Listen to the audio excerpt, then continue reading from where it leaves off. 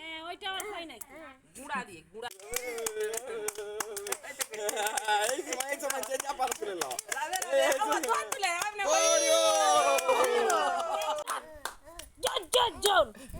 শালা হ্যাঁ এ ঘটিটা সত্যি তো ঘটি পড়ে গেছে আর গুটি লেগে আরে কেন নিয়েছে শালা একটা বাঁশি দিলে হয় এদিকে এই যে এদিকে দেখ এদিকে দেখ